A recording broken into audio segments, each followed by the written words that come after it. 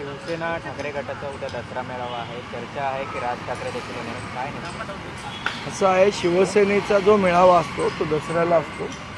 महाराष्ट्र नवनिर्माण सेनेचा मेळावा हा गुढीपाडव्याला असतो आणि सन्माननीय राजसाहेबांचं शिवतीर्थावर भाषण हे गुढीपाडव्यालाच होतं, इतर वेळी नाही. परंतु संजय राऊत यांनी सुद्धा काल असं वाक्य एक म्हटलेलं आहे की दसऱ्याच्या निमित्तानं सोन्याचं आदान प्रदान होऊ शकतं अशी शक्यता त्यांनी. मला तर वाटतं मी स्पष्ट केलं आहे की सन्माननीय राजसाहेबांचं भाषण हे गुढीपाडव्याला शिवतीर्थावर होतं, ज्या दिवशी महाराष्ट्र नवनिर्माण सेनेचा मेळावा असतो. परंतु भाषण न करता समजा जर निमंत्रण दिलं गेलं तर जातील का? मग कौटुंबिक भेट काही उद्या मला कल्पना नाही. कौटुंबिक भेटीची मला कल्पना नाही. निमंत्रण आहे का? नाही. अबू आझमी म्हणतात की भिवंडी आहे ते मराठीची गरज नाही. अबू आझमींच्या डोक्यावर थोडा परिणाम झालेला आहे. मला असं वाटतं ते डोक्यावर पडल्यासारखे वागतात. तर काहीतरी आता कसं आहे, चर्चेत नाही आहे समाजवादी पक्ष, कोण विचारत नाही. चर्चेत येण्यासाठी अशी वक्तव्य करत असतात. त्यांच्याकडे फार आपण लक्ष देण्याची गरज असं मला वाटत. कल्याणमधील सी.के. गांधी शाळेने एक अजब फतवा काढलेला आहे. विद्यार्थ्यांनी टीका टिकली लावू नये, बांगडे घालू नये. विद्यार्थ्यांनी मला असं वाटतं कोणी काय बांगड्या घालाव्या, टिकली लावावी, लावू नये, हा ज्याचा त्याचा वैयक्तिक प्रश्न आहे. त्याच्यामध्ये काही शाळेचा संबंध असं मला वाटत नाही.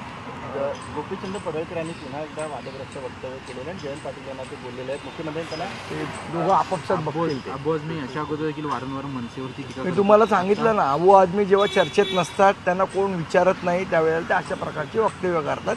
त्यांना फार सिरियसली घेऊ नका. लोक पण त्यांना सिरियसली घेत नाहीत, तुम्ही घेऊ नका. राज्यात पूर परिस्थिती आहे. असं असताना अमित शहा दुसऱ्यांदा महाराष्ट्र दौऱ्यावर येतात. 5 ऑक्टोबरला नगर येथे त्यांचा कार्यक्रम आहे. मदतीची काय अपेक्षा वाटते की मदत जाईल महाराष्ट्राला किंवा इथल्या मराठवाड्याला? ते मला असं वाटतं की महाराष्ट्रामधनं सर्वात जास्ती कर हा केंद्राला कोण भरत असेल तर तो महाराष्ट्र भरतो. आणि जेव्हा महाराष्ट्र संकटात आहे त्यावेळेला मला असं वाटतं त्या कर स्वरूपात जे पैसे आपण भरतो त्यातले पैसे आपल्याला आले पाहिजेत. जर महाराष्ट्र सर्वाधिक कर भरणारा जर राज्य आहे तर त्या महाराष्ट्रावर अन्याय का व्हावा? आज जेव्हा महाराष्ट्राला गरज आहे तेव्हा ते पैसे आले पाहिजे, ही आमची ठाम भूमिका आहे.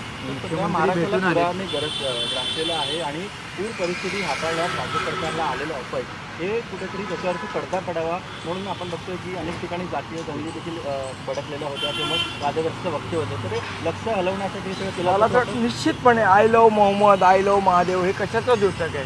पूर परिस्थिती, झालेलं अपयश हे सगळं झाकण्यासाठी हे धंदे चालू आहे. अबू आझमींच्या वक्तव्यावरती